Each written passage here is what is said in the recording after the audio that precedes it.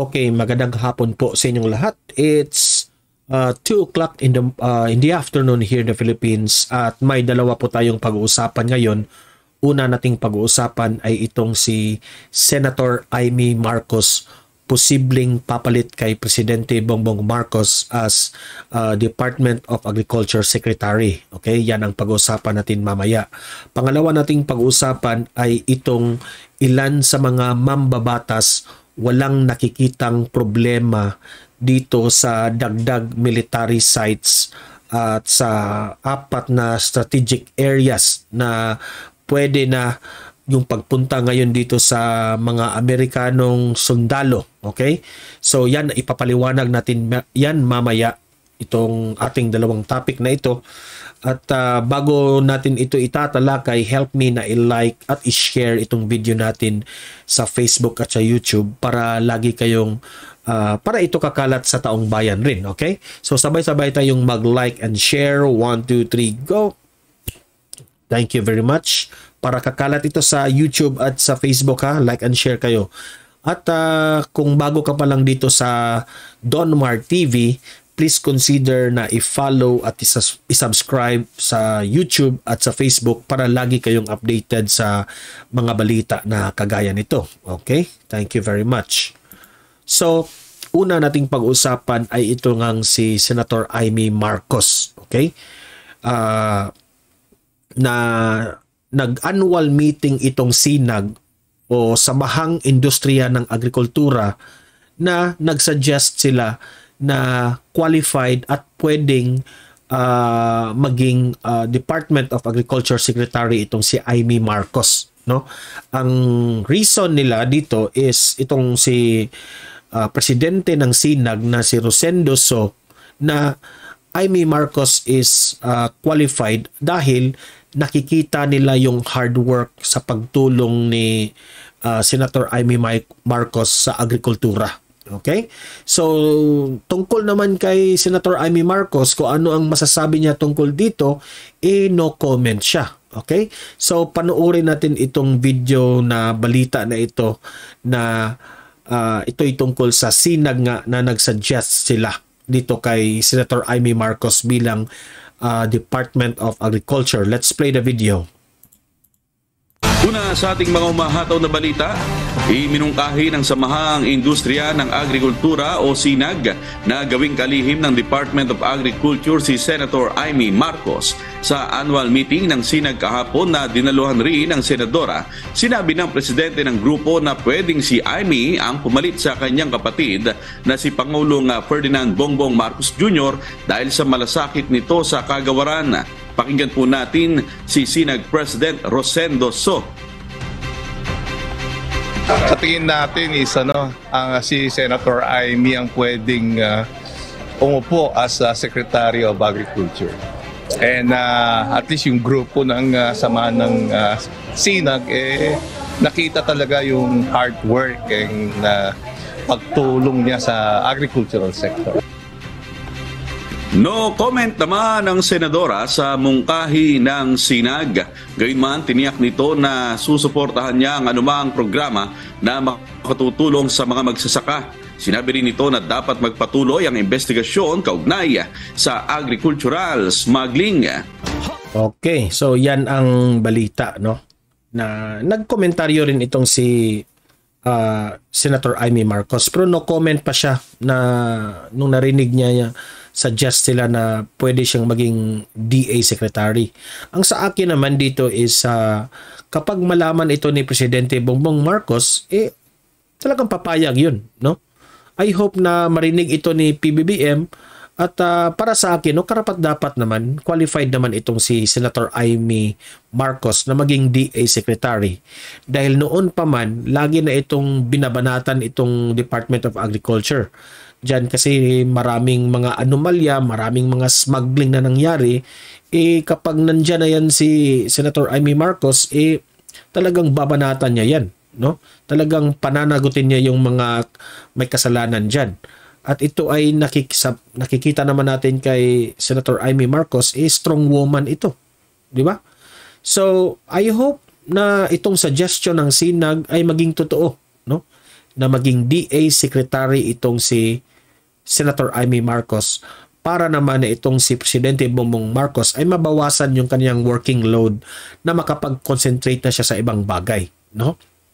Especially dyan sa mga maraming issues dyan sa Department of Agriculture. Okay ako dun na maging DA Secretary itong si Senator Amy Marcos. Kayo, anong masasabi nyo dito sa audience ng Don Mar TV?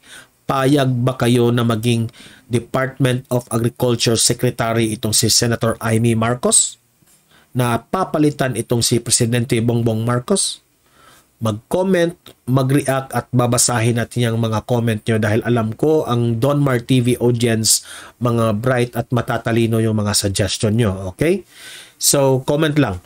Pangalawa nating pag-uusapan ay itong mga ilan sa ating mambabatas walang nakikitang problema dito sa galaw ng ating presidente na magdagdag ng military sites, especially dito sa 4 na strategic areas. Okay? Isa na ritong si Senator Tolentino na agree siya dito dahil basta wala lang basta masusunod lang itong EDCA na ito na pinagkasunduan ng dalawang bansa. Para sa kanya, okay lang ito basta bawal yung mga nuclear weapons, no? Pwedeng maglagay yung Amerika ng mga military facilities basta bawal lang yung mga nuclear weapons at saka yung mga sundalo rin ng Amerika basta rerespetuhin lang yung batas ng Pilipinas. Yun ang opinion ni Senator Tolentino. Di pa natin alam ano yung opinion ng ibang senador, ngunit itong si Senator Tolentino lang muna yung nagsasalita tungkol dito. Okay? So panoorin natin itong video na ito at sabay-sabay tayong mag-react tungkol dito. Okay? Let's play the video. Walang nakikitang problema ang ilang senador sa napagkasunduang pagdaragdag ng military sites sa 4 na strategic areas sa Pilipinas. Para kay Senator Francis Tolentino, wala umanong dapat igabahala basta masusunod ang mga panuntunan sa ilalim ng Enhanced Defense Cooperation Agreement o EDCA. Kasama na niya rito ang pagbabawal sa pagpasok ng nuclear weapons sa Pilipinas, pagsunod at pagrespeto ng mga sundalong Amerikano sa mga batas ng Pilipinas. Nilagdaan ng EDCA noong 2014 na layong palakasin ang implementasyon ng Mutual Defense Treaty sa pagitan ng Estados Unidos at Pilipinas. Pakinggan po natin ang pahayag ni Senator Francis Tolentino. We cannot isolate ourselves as part of the community of nations because we're here, we're in the center of everything.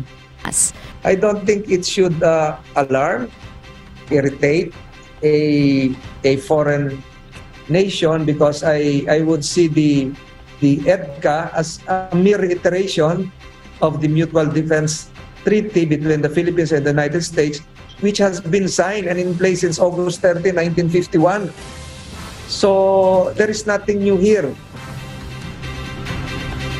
Hindi rin nababahala ang mambabatas na posibleng madamay ang Pilipinas sa girian ng Estados Unidos at China. Ito'y kahit pa sinasabing sa Northern Luzon, posibleng ilagay ang 4 na dagdag na EDCA sites na malapit sa Taiwan. Para sa mambabatas, hindi umano makabubuti sa Pilipinas kung hindi ito susunod sa isang kasunduan para lang makaiwas sa posibleng gulo.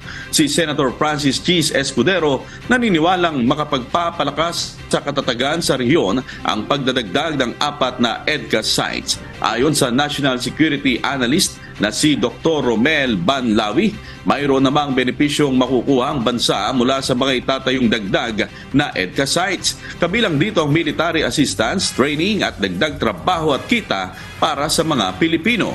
Kaya naman mahalagaan niya na mabalanse ng Administrasyong Marcos ang pakikipag-ugnayan nito sa China at Estados Unidos. Pakinggan po natin ang panawagan ni National Security Analyst na si Dr. Romel Banlawi sa pamahalaan.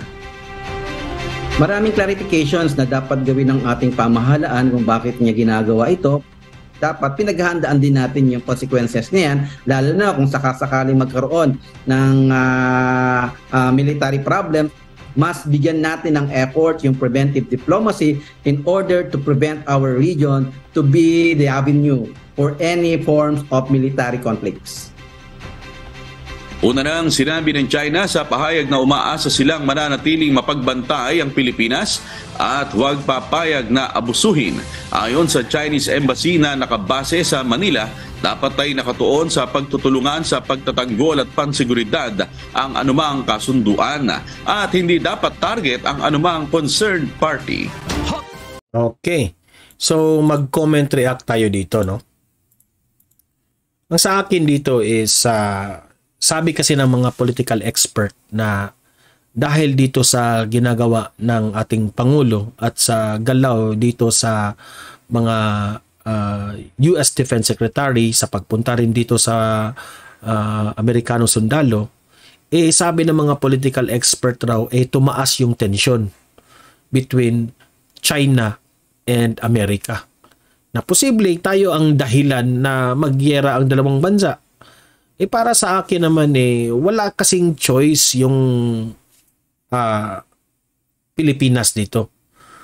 Yung Mutual Defense Treaty natin noong 1951, ipinakita lang ng bansang Pilipinas na may yagballs tayo. Kasi defense treaty yan Mutual Defense Treaty yan. Kasunduan yan. Ipinakita lang natin, nare-respeto natin yung kasunduan na yan with Amerika. Sa ano ang magiging epekto nito sa pagpunta ng mga sundalo dito sa Pilipinas, simple lang. May makukuha ang mga sundalong Amerikano sa atin. At vice versa rin, may makukuha ring mga ideas ang ating sundalong Pilipino sa Americans. At alam nyo naman na merong mga military equipments na matuto rin ng mga sundalo natin dyan sa mga high-tech na mga equipments na yan. Okay? Pero hindi ibig sabihin na dito sa dagdag military sites at posibleng maglagay na dito ng mga military facilities ang Amerikano, hindi ibig sabihin na gigirahin na natin yung China na there will be war. Hindi yan. Alam ko na itong ating Pangulo may respeto rin ito sa bansang China. Pumunta pa nga ito doon sa bago lang, di ba? Pumunta siya sa China. So, kung may strategy noon ng ang ating former President Duterte, meron ring strategy itong Presidente Bongbong Marcos. Mga political analyst kasi, mga vloggers, no? Pinangunahan nila yung move ni PBBM. Meron itong deeper na strategy na hindi natin alam.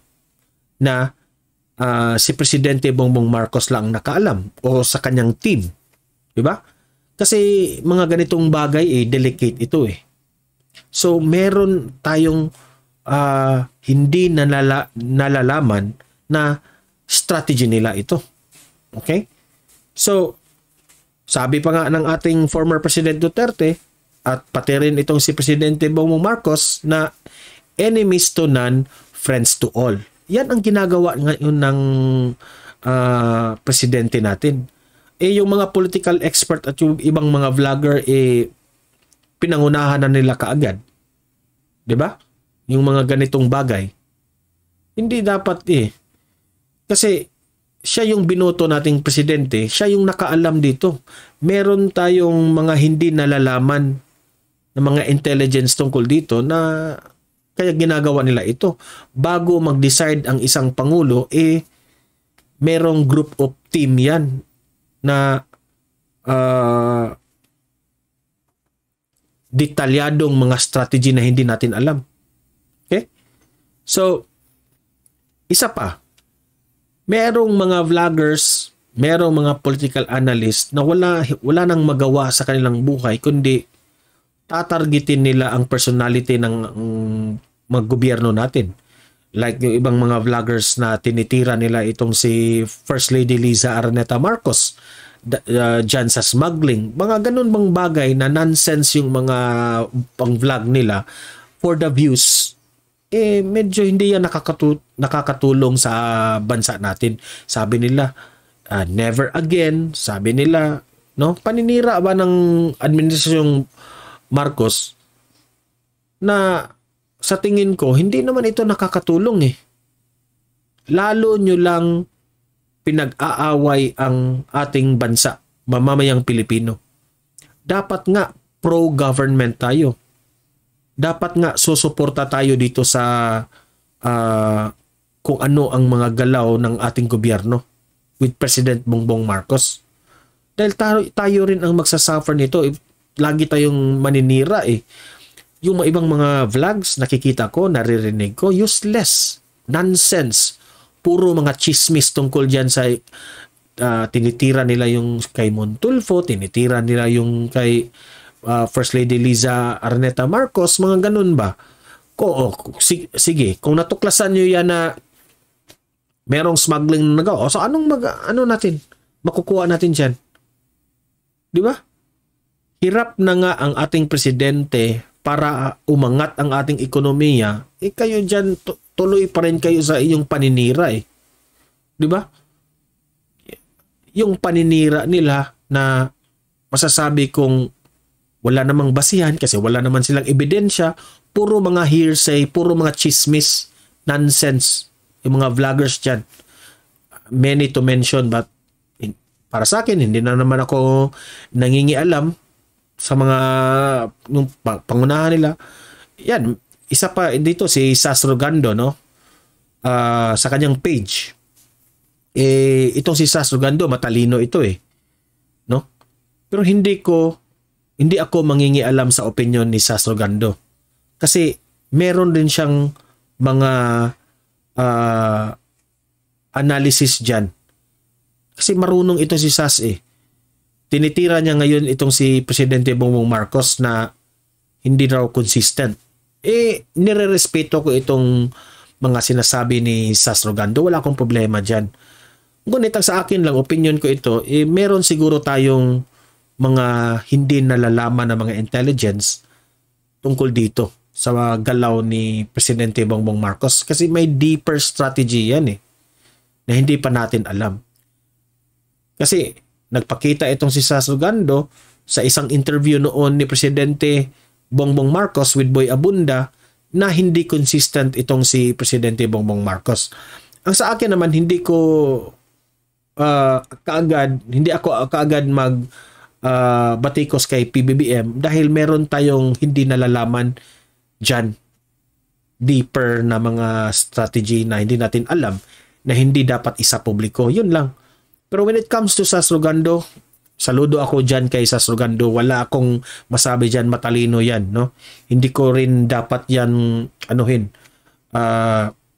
ibabara ang kanyang mga ideas dahil may point rin naman si Sas. Pero dito naman kay PBBM, para sa akin, may hindi tayo nalalaman na sila lang ang nakaalam na hindi natin pwedeng isa publiko. Yun lang ang sa akin. Okay? But still, I support Presidente Bongbong Marcos. Pro-government tayo dahil tayo rin ang magtutulungan. Okay?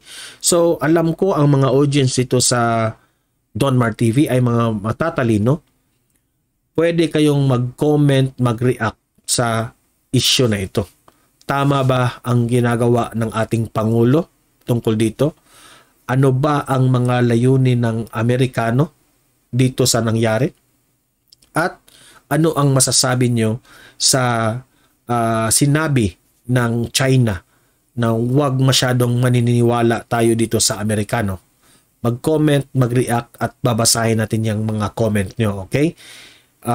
Libre kayong mag-comment, sharing of ideas tayo dito sa Donmar TV.